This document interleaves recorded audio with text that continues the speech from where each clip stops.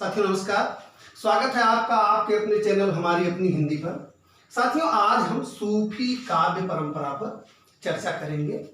सूफी काव्य परंपरा को आप जैसा कि जानते हैं कि प्रेमाख्यान काव्य, प्रेमाश्रयी शाखा, प्रेम मार्गी शाखा, प्रेम काव्य तमाम नामों से जाना जाता है। आज सूफी काव्य परंपरा के अंतर्गत नामकरण, विशेषता, सूफी दर्शन, सूफी काव्य के प्रथम कवि, इन सब पर बिंदुगत हम तेजी से चर्चा करेंगे। साथियों जो भी बिंदु आज चर्चा में रहेंगे वह परीक्षा के लिए अत्यंत उपयोगी है। आप अवगत हैं कि इनमें से एक एक बिंदु पर बहुत लंबी चर्चाएं हो सकती हैं और बहुत लंबी चर्चा का कोई अर्थ नहीं है। वस्तुनिष्ठ आधार पर आपकी परीक्षाएं होनी है। कोशिश की गई है कि कुछ भी न छूटे, तो बहुत ध्यान से देखिएगा। जो भी बिंदु हैं अत्यंत महत्वपूर्ण है और आप अवगत हैं कि परीक्षा में सूफी काव्य परंपरा से, सूफी काव्य धारा से अनिवार्य रूप से प्रश्न पूछे जाते हैं। तो आइए हम आपको आज के प्रकरण से जोड़ते हैं और तेजी से आगे बढ़ते हैं। सबसे पहले हम देखते हैं सूफी शब्द की उत्पत्ति। सूफी शब्द की उत्पत्ति, इसमें देखिए विद्वान एक मत नहीं है, इसमें सबका अलग अलग मत है। और सबसे बड़ी बात यह है कि किसी भी मत पर सर्वमान्य धारणा या सबकी सहमति नहीं है। सामान्य रूप से किसी एक मत पर सबकी सहमति हो जाती है, यहाँ सब किसी एक शब्द पर या किसी एक मत पर सबकी सहमति नहीं है। आइए तेजी से इसको देख लेते हैं। कुछ विद्वानों को मानना है कि सूफी शब्द की उत्पत्ति सूफ से हुई है, जिसका अर्थ होता है ऊनी वस्त्र। वो तर्क देते हैं कि सूफी लोग जो थे वो सब ऊन का सफेद कपड़ा या लबादा धारण किए रहते थे, इसलिए उस सूफ या ऊनी वस्त्र, सूफ शब्द से सूफी शब्द की उत्पत्ति हुई है। अगले देखिए मत कुछ विद्वानों का है कि सूफी शब्द की उत्पत्ति सफ से हुई है, जिसका अर्थ है पंथ। ठीक है, देखिए अगला मत है कि सोफिया शब्द से सूफी शब्द की उत्पत्ति हुई है। सोफिया का अर्थ है विद्या। ठीक है, अगला मत देखिए, कुछ विद्वानों को मानना है कि सूफी शब्द की उत्पत्ति सफा शब्द से हुई है। सफा मक्का की एक पहाड़ी का नाम है, जिस पर बैठकर, सफा मक्का की एक पहाड़ी है जिस पर बैठकर सूफी लोग साधना किया करते थे, उससे जो है सूफी शब्द बना है। अगला मत है सफा, जिसका अर्थ है स्वच्छ। कुछ लोगों को मानना है कि सफा शब्द से सूफी शब्द बना है, इसका अर्थ होता है स्वच्छ हो। चूंकि सूफी संत जो थे, सूफी लोग जो थे, वो बहुत पवित्र हृदय के थे, बहुत स्वच्छ हृदय के थे, इसलिए सफा शब्द से सूफी शब्द की उत्पत्ति हुई। ठीक है साथियों, अब आइए हम अगले बिंदु की ओर बढ़ते हैं। सूफी काव्य परंपरा का नामकरण, जैसा कि मैंने पहले बताया था कि इसको भिन्न भिन्न नामों से जाना जाता है, लेकिन उसके साथ जो महत्वपूर्ण तथ्य है, जो भी नाम है ये किसी विद्वान ने दिया है। और आप ये जान लीजिए कि जो विद्वान नाम दिए वो बड़े लोग हैं और इनसे सीधे प्रश्न पूछा जा सकता है कि प्रेमाश्रयी सूफी काव्य परंपरा को या सूफी काव्य धारा को प्रेमाश्रयी शाखा किसने नाम दिया। ये बहुत महत्वपूर्ण आप जान लीजिए बिंदु है। प्रेमाश्रयी शाखा किसने का नाम दिया, या प्रेम काव्य किसने कहा, या प्रेमाख्यान काव्य किसने कहा है, ये सीधा ऐसे प्रश्न बनेगा। सूफी काव्य परंपरा, जैसा कि आप जानते हैं आचार्य रामचंद्र शुक्ल संत काव्य को क्या कहते हैं, निर्गुण ज्ञानाश्रयी शाखा, और सूफी काव्य क्या कहते हैं, प्रेमाश्रयी शाखा। यह शब्द गौर करिएगा, प्रेमाश्रयी शाखा कहते हैं कौन, आचार्य रामचंद्र शुक्ल। डॉक्टर राम कुमार वर्मा निर्गुण ज्ञान मार्गी या ज्ञानाश्रयी शाखा को आप जानते हैं संत काव्य कहते हैं, और सूफी काव्य को, सूफी काव्य धारा को वो प्रेम काव्य कहते हैं। क्या कहते हैं, प्रेम काव्य। बहुत ध्यान से देख लीजिए, डॉक्टर राम कुमार वर्मा प्रेम काव्य कहते हैं। और सूफी काव्य धारा बहुत लोकप्रिय नाम है और सबसे ज्यादा प्रचलित यही है, सूफी काव्य धारा। सूफी काव्य धारा नाम दिया है डॉक्टर विजय देव नारायण शाही। बहुत ध्यान से देखिए, सूफी काव्य धारा नाम किसका दिया हुआ है, डॉक्टर विजय देव नारायण शाही। ठीक है, अब यह एक शब्द देखिए, प्रेमाख्यान काव्य। प्रेमाख्यान काव्य, यह नाम डॉक्टर गणपति चंद्र गुप्त ने दिया। ठीक है, ये हम इन बिंदुओं को बहुत ध्यान से देख लीजिए। अब आइए हम अगले बिंदु की ओर बढ़ते हैं। सूफी काव्य परंपरा के सूफी काव्य के प्रथम कवि और प्रथम रचना, यद्यपि जो सर्वमान्य मत है वो यही है कि मुल्ला दाऊद सूफी काव्य परंपरा के, हिंदी सूफी काव्य परंपरा के पहले कवि मुल्ला दाऊद हैं, ये सर्वमान्य मत है। उनकी रचना चंदायन या लोरिक कथा, जिसका रचना काल 1379 ईस्वी है, उसको सूफी काव्य धारा की प्रथम रचना माना जाता है। लेकिन चूंकि विद्वानों के अलग अलग मत हैं और विद्वानों के मते से उनका व्यक्तिगत नामकरण करके या व्यक्तिगत नाम देकर अगर प्रश्न पूछा जाता है तो उसके लिए जानना आवश्यक है कि किसने किसको प्रथम कवि या प्रथम रचना माना है। यहाँ देखिए, कुतुबन की रचना है मिर्गावती, जिसका रचना काल है 1501 ईस्वी, और आचार्य रामचंद्र शुक्ल कुतुबन को हिंदी सूफी काव्य परंपरा का प्रथम कवि और मिर्गावती को पहली रचना मानते हैं। ये ध्यान से देख लीजिए, यहाँ आप दोनों चीजें आप ध्यान से देखते चलिए कि मिर्गावती किसकी रचना है, वो कुतुबन की है। कुतुबन को सूफी काव्य परंपरा का प्रथम कवि कौन मानता है? आचार्य शुक्ल जी, आचार्य रामचंद्र शुक्ल जी मानते हैं, और इसका रचना वर्ष 1501 ईस्वी है। 2-3 प्रश्न इसमें छुपे हैं, 2-3 प्रश्न इसमें बन रहे हैं, बहुत ध्यान से देखिए। मिर्गावती की रचनाकार कुतुबन है, कुतुबन को शुक्ल जी सूफी काव्य परंपरा का प्रथम कवि मानते हैं। अब अगला देखिए, ईश्वरदास। ईश्वरदास की रचना है सत्यवती कथा। ईश्वरदास की रचना है सत्यवती कथा, जिसका रचना काल 1500 ईस्वी है, और हजारी प्रसाद द्विवेदी जी मानते हैं कि सत्यवती कथा सूफी काव्य परंपरा की पहली रचना है और ईश्वरदास पहले कवि हैं। अब देखिए अगला, जो वास्तव में सर्वमान्य मत है सूफी काव्य, हिंदी सूफी काव्य के प्रथम रचनाकार और प्रथम रचना के बारे में, वह है डॉक्टर रामकुमार वर्मा का मत। वो मुल्ला दाऊद को सूफी काव्य परंपरा का प्रथम कवि और चंदायन, जिसका रचना काल आप यहाँ देखिए 1379 ईस्वी। बहुत बार परीक्षाओं के साथ में चंदायन पूछा जा चुका है, चंदायन बहुत बार परीक्षाओं में पूछा जा चुका है। और आपको एक बड़ी बात बताएं कि इन तरह के प्रश्नों में सुमेलित करने वाले प्रश्न बहुत आते हैं। आप पिछले प्रश्न पत्रों को उठा देखेंगे तो सुमेलित करने के प्रश्न इस तरह की रचना, इस तरह के विचार से, इस तरह के प्रकरण से बहुत पूछे जाते हैं, इसको इसलिए बहुत ध्यान से देखिएगा। मुल्ला दाऊद की रचना है चंदायन 1379 ईस्वी, और इनको पहला कवि और चंदायन को पहली रचना डॉक्टर रामकुमार वर्मा मानते हैं, और यह सर्वमान्य मत है। यह भी जान लीजिए, अगर प्रश्न पूछा जाता है कि सूफी काव्य परंपरा की पहली रचना कौन है तो आप चंदायन नहीं संकोच करिए।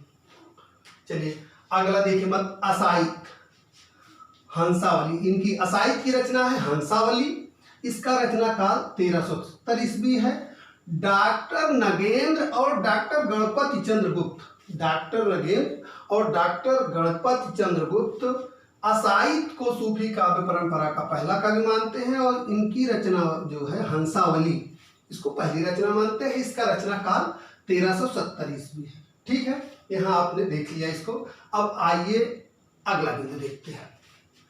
अगला बिंदु है साथियों, इससे भी कई बार प्रश्न आए हैं कि भारत में सूफी काव्य परंपरा जो प्रचलित है, सूफी मत जो प्रचलित है, उनके प्रवर्तक कौन है। सूफी मत वास्तव में भारत में 12वीं शताब्दी में आया, जिसको ये माना जाता है कि उसका श्रेय ख्वाजा मोइनुद्दीन चिश्ती को दिया जाता है। भारत में मुख्य रूप से 4 सूफी संप्रदाय प्रचलित हैं, इनसे प्रश्न पूछा जाता है, बहुत ध्यान से देख लीजिए। सुमेलित करने का प्रश्न किसी परीक्षा में आया था, मेरे दिमाग में उसका, मस्तिष्क में उसका चित्र बन रहा है। तो यह चारों देख लीजिए। चिश्ती संप्रदाय, चिश्ती संप्रदाय के प्रवर्तक कौन है? चिश्ती संप्रदाय के प्रवर्तक ख्वाजा मोइनुद्दीन चिश्ती। यह भारत के संदर्भ में बात है साथियों, यह भी ध्यान दीजिएगा, यह भारत के संदर्भ में है। भारत में इसके प्रवर्तक चिश्ती संप्रदाय के ख्वाजा मोइनुद्दीन चिश्ती हैं। सुहरावर्दी संप्रदाय, सुहरावर्दी संप्रदाय के प्रवर्तक हैं बहाउद्दीन जकारिया। सुहरावर्दी संप्रदाय के प्रवर्तक कौन थे? बहाउद्दीन जकारिया। नक्शबंदी संप्रदाय, नक्शबंदी संप्रदाय के प्रवर्तक अहमद फारूकी। और कादरी संप्रदाय, कादरी संप्रदाय के प्रवर्तक बंदगी मोहम्मद गौस। ठीक है, ये बहुत महत्वपूर्ण है, इसको भी ध्यान से देख लीजिए। अब यहाँ आपने सूफी शब्द की उत्पत्ति, नामकरण, सूफी काव्य के प्रमुख कवि और प्रमुख सूफी संप्रदाय और उनके प्रवर्तकों को देख लिया। अब आइए हम सूफी दर्शन के बारे में चर्चा करते हैं। साथियों, सूफी मतावलंबी मूलतः इस्लाम को मानने वाले थे। जैसा कि इस्लाम की मुख्य रूप से दो धाराएं हैं या दो तरह के मानने वाले लोग हैं, एक तो है शरा, दूसरा है बेशरा। जो शरा लोग हैं, शरा मतावलंबी है इस्लाम, जो दो धाराएं हैं इस्लामी मतावलंबी की, शरा बेशरा। शरा सनातनी लोगों को कहा जाता है। सनातनी मुसलमान वह मुसलमान हैं जो कुरान के नियमों, कुरान की आयतों, कुरान के बताए मार्ग पर चलते हैं, वो तो सनातनी या शरा लोग हैं।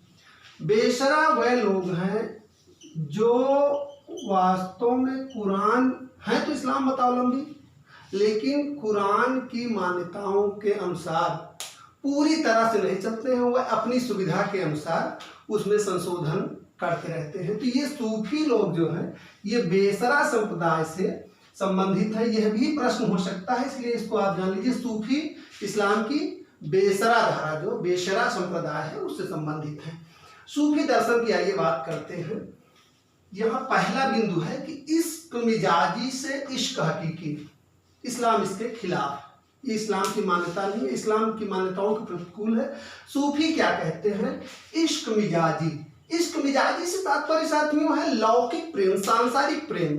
जैसा कि आप देखते हैं कि जो भी सूफी रचनाएं हैं, सूफी काव्य, बड़े सूफी काव्य आप देखेंगे तो उसमें क्या है, अधिकतर सूफी रचनाएं किसी लोक कथा, प्रायः हिंदू परिवारों की लोक कथा को आधार बनाकर लिखी गई हैं। उस लोक कथा के माध्यम से, इश्क मिजाजी से तात्पर्य क्या है? लोक कथा, लौकिक प्रेम, लौकिक प्रेम के माध्यम से सांस्कारिक, जो सांसारिक प्रेम है, संसारी प्रेम के माध्यम से इश्क हकीकी यानी खुदा को प्राप्त करना या खुदा से प्रेम करना। यहाँ मुख्य बात प्रेम ही है। वह प्रेम द्वारा ईश्वर प्राप्ति की बात करते हैं। सांसारिक प्रेम से, लौकिक प्रेम के माध्यम से ईश्वरीय प्रेम को प्राप्त करना। ठीक है, तो ये इश्क मिजाजी से इश्क हकीकी सूफी दर्शन का पहला महत्वपूर्ण बिंदु है। इसमें यह देखिए कि दो सूफी दो तरह की ज्ञान की बात करते हैं। दो तरह के ज्ञान, इश्क ए सीना, इश्क ए शकीना। साथियों, फिर मैं आपको ध्यान दिलाना चाहूँगा, सूफी दर्शन भी बहुत महत्वपूर्ण है, परीक्षाओं में इससे प्रश्न पूछे गए हैं, इसलिए इसको भी बहुत ध्यान से देखने की आवश्यकता है। इश्क ए सीना, इश्क ए शकीना। इश्क ए सीना, इश्क, यद्यपि सूफी दोनों को मानते हैं, लेकिन इश्क ए सीना को ये ज़्यादा महत्व देते हैं। इश्क ए सीना अर्थात वह ज्ञान जो खुदा या ईश्वर सीधा साधक के हृदय में प्रतिस्थापित कर देता है। ईश्वरीय ज्ञान सीधा साधक को प्राप्त हो जाता है, वो इश्क ए सीना है। इश्क ए सकीना से तात्पर्य है साथियों, कुरान के माध्यम से या पैगंबर के माध्यम से, कुरान की आयतों के द्वारा जो ज्ञान साधक को प्राप्त होता है वह इश्क ए सकीना है। आइए अगले बिंदु की ओर बढ़ते हैं। यहाँ यह जो बिंदु है साथियों, यह बहुत महत्वपूर्ण है, परीक्षाओं में कई बार प्रश्न पूछा गया। इन्होंने मनुष्य के 4 विभाग किए हैं। एक है नफस। नफस का अर्थ है इंद्रियां। यह प्रश्न इसमें ऐसे ही पूछा जाता है कि सूफी साधना में नफस का क्या अर्थ है, या कल्ब का क्या अर्थ है, रूह का क्या अर्थ है, अक्ल का क्या अर्थ है, या इनको चारों को दिया रहता है, सामने इसकी मीनिंग या इसका अर्थ दिया रहता है, उसको सुमेलित करना रहता है, इसलिए इसको बहुत ध्यान से देख लीजिए। नफस, नफ्स का अर्थ है इंद्रियां। दूसरा विभाग है क्या? अक्ल। अक्ल का अर्थ है बुद्धि। तीसरा विभाग है कल्ब। कल्ब का अर्थ है हृदय। और चौथा है रूह।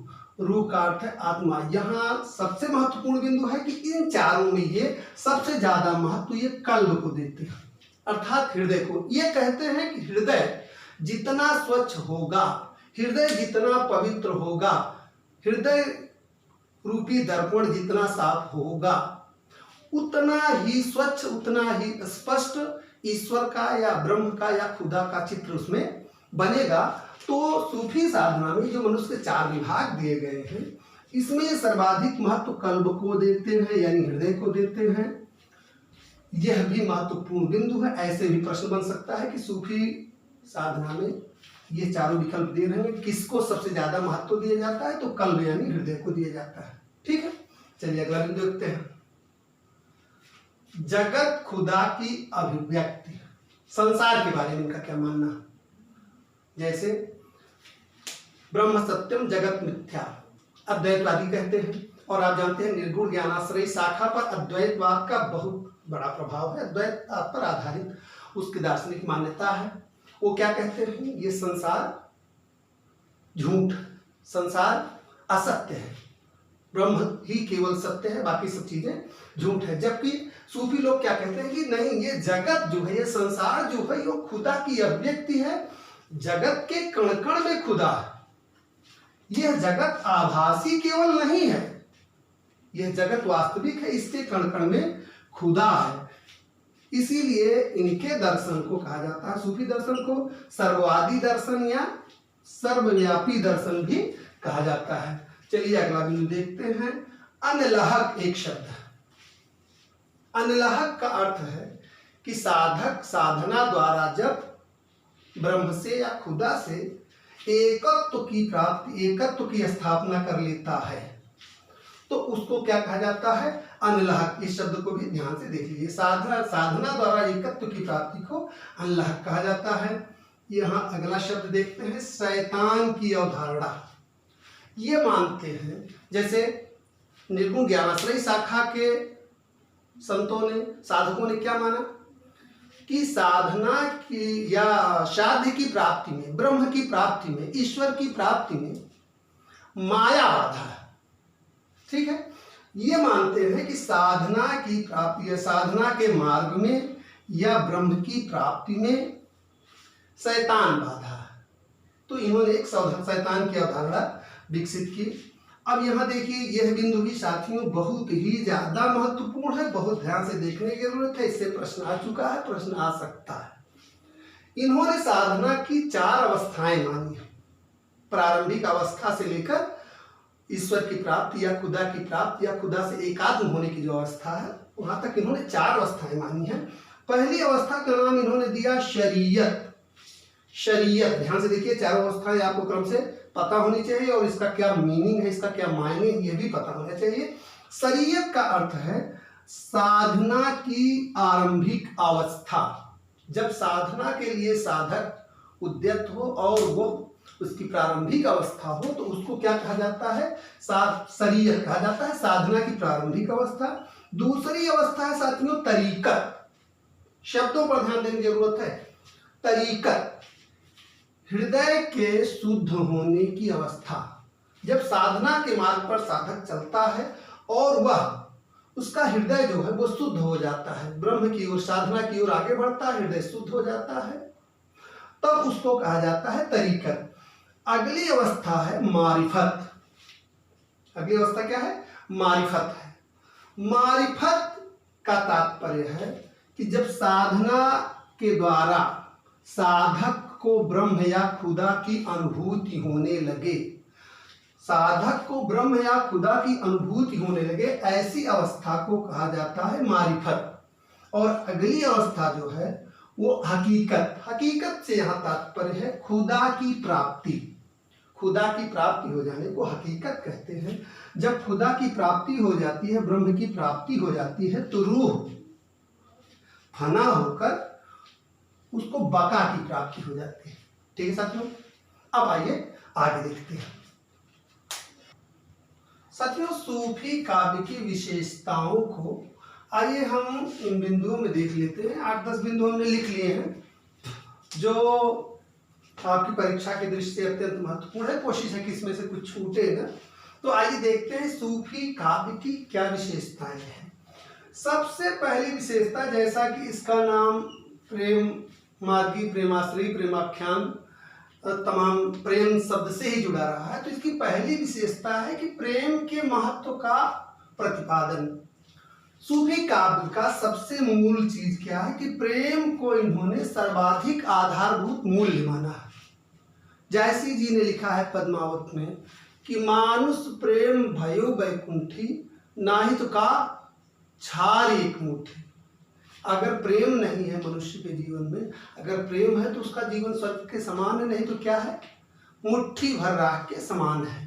तो इन्होंने प्रेम को जीवन का सर्वाधिक आधारभूत मूल्य माना है। देखिए फिर अगला मूल्य इनका क्या है, इन्होंने सांस्कृतिक समन्वय पर बल दिया। इस्लाम के मतावलंबी थे अधिकतम जो सूफी लोग थे, वो इस्लाम को मानते थे। उन्होंने इस्लाम और प्रेम, मान्यता इस्लाम की थी और वो प्रेम के माध्यम से साधना पर बल देते थे, प्रेम पर बल देते थे। इस्लाम जो है वो प्रेम की साधना के खिलाफ रहता है। तो इस्लाम और प्रेम का समन्वय इन्होंने करने का अपने काव्य के माध्यम से किया। मसनवी शैली और भारतीय शैली, अपनी रचनाओं में इसका समन्वय करने का प्रयास किया। भाषा और लिपि का समन्वय करने का प्रयास किया। जैसा आप जानते हैं इनकी अधिकतर रचनाएं जो है वो, और लिपि कई विद्वानों ने, सूफियों ने फारसी लिपि का प्रयोग किया है, लेकिन भाषा कौन सी है, भाषा इनकी अवधी है। अवधी भाषा और फारसी लिपि का भी इन्होंने समन्वय स्थापित करने का प्रयास किया। यहाँ तीसरा बिंदु देखते हैं, रहस्यवादिता। जैसा कि आप जानते हैं कि इनके पूरे काव्य में प्रतीकात्मकता, प्रतीक विधान देखने को मिलता है। इन्होंने लौकिक वस्तुओं में अलौकिक चीजों का प्रतीक विधान किया है, जिसके माध्यम से क्या हुआ, इनमें रहस्यवादिता आ गई है ना। चलिए अगला बिंदु देखते हैं, प्रकृति के साथ रागात्मक संबंध। बहुत सुंदर बिंदु है। प्रकृति के साथ इनका रागात्मक संबंध रहा है। संयोग और वियोग दोनों स्थितियों में प्रकृति इनके बहुत करीब रही है। नागवती विरह खंड का एक देखिए बहुत अच्छी पंक्ति है कि पिए से कहु संदेशना हे भौरा हे काल, सोई धन विरहा जन्मुई तेहिक धुआं हम लाल। वह राजा रत्न सेन को संदेश भेजती है, किसके माध्यम से, पिए से कहु संदेशना हे भौरा हे काल। प्रकृति की वस्तुओं भौरा और कौवे से संदेश भेजती है। प्रकृति को क्या अवलंब लेकर वह संदेश भेजती है, तो प्रकृति उसके बहुत करीब है। सूफी कवियों ने प्रकृति के साथ रागात्मक संबंध स्थापित करने का प्रयास किया। अब अगला बिंदु देखते हैं, लोक कथाओं का आधार। इनके काव्य में आप देखेंगे कि हिंदू समाज में, हिंदू परिवारों में प्रचलित लोक कथा का आधार इन्होंने बनाया और हिंदू लोक कथाओं का उन्होंने मसनवी शैली में वर्णन किया। किस शैली में, मसनवी शैली में वर्णन किया।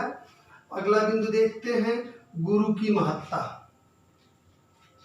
गुरु को इन्होंने भी, जैसा कि निर्गुण ज्ञानाश्रयी शाखा के कवियों ने भी गुरु को बहुत बड़ा महत्व दिया। गुरु गोविंद दो खड़े काके लागे पांव, ज्ञानाश्रयी शाखा के प्रमुख कवि कबीर ने कहा, तो उन्होंने गुरु को गोविंद के समान स्थान दिया। लेकिन इनके यहाँ भी गुरु को बहुत महत्व दिया गया है। लेकिन इनके यहाँ आप एक अंतर देखेंगे, जैसे गुरु को भी इन्होंने प्रकृति का ही किसी अंग, जो प्रकृति का ही कोई अंग इनका गुरु है। जैसे गुरु सुआ को ही पंथ दिखावा। पद्मावत में हीरा मन तोता क्या है, वो गुरु की भूमिका है। गुरु सुआ मोहि पंथ दिखावा, बिनु गुरु जगत को निर्गुण पावा। यानी गुरु के बिना ब्रह्म की प्राप्ति, ईश्वर की प्राप्ति संभव नहीं है। तो गुरु की महत्ता का इन्होंने भी प्रतिपादन किया। यहाँ देखिए मसनवी शैली, इन्होंने मसनवी शैली का प्रयोग किया। मसनवी शैली क्या है साथियों, मसनवी जो है ये फारसी रचना शैली है, विदेशी रचना शैली है, फारसी रचना शैली है, जिसमें क्या है, सबसे बड़ी बात यह है कि यह प्रबंधात्मक काव्यों में इस शैली का प्रयोग होता है। मसनवी शैली में सबसे पहले क्या होता है, काव्य में ईश्वर की स्तुति की जाती है। उसके बाद शाहे वक्त से तात्पर्य है राजा, बादशाह, सुल्तान जो उस समय होता है, उसकी स्तुति की जाती है, उसकी वंदना की जाती है। उसके बाद गुरु की स्तुति होती है। उसके बाद कथा प्रारंभ होती है और पूरी कथा एक ही शैली में या कड़वकबद्ध जो है होती है, जिसमें आप जानते हैं कड़वकबद्ध शैली क्या है, जिसमें चौपाइयों के बाद कहीं कहीं 5, कहीं 7, कहीं 8 चौपाइयों के बाद एक दोहे का धत्ता दिया रहता है, उसे ही कड़वक शैली कहते हैं। तो पूरा काव्य जो है वो एक ही कड़वक शैली में निबद्ध रहता है। यही आपकी मसनवी शैली है। यहाँ कई बार देखिए मसनवी शैली शब्द आया, इसको ध्यान से देख लीजिए। मसनवी शैली यहाँ भी शब्द आया था। मसनवी शैली आपने देख लिया। अब देखिए विरह का अतिशयोक्तिपूर्ण वर्णन।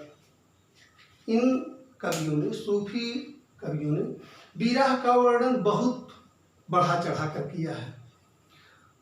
आप देखिए जायसी के पद्मावत में विरह के वर्णन में इतनी अतिशयोक्ति हो गई है कि कहीं कहीं उसमें ऊहात्मकता आ गई है। जैसे पी से कहो संदेशना हे भंवरा हे कार, सोईधन विरहा जल हुई, विरह में जलकर मर गई और उसके जलने से जो धुआं उठा है उसी से ही हमारा रंग काला हो गया है। एक जगह उन्होंने कहा कि विरह में इतना शरीर जल गया कि शरीर में केवल 1 तोला मांस बचा है। तो कहीं ना कहीं उसमें ऊहात्मकता आ गई है। विरह का इन्होंने अतिशयोक्तिपूर्ण वर्णन किया है।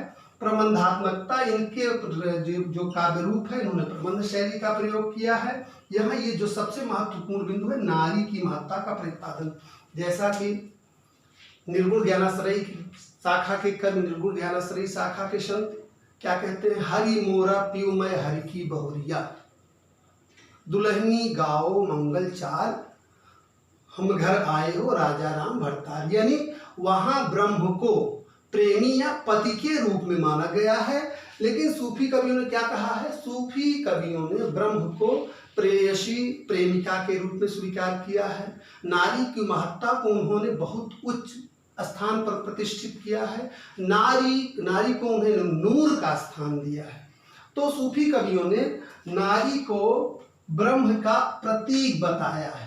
यह निर्गुण ज्ञानाश्रयी शाखा के कवियों की तुलना में उसका उल्टा है, जहां वह नारी को क्या कहते हैं, नारी को ब्रह्म प्राप्ति की मार्ग में, ईश्वर प्राप्ति की मार्ग में बाधा मानते हैं, नारी नरक की खान।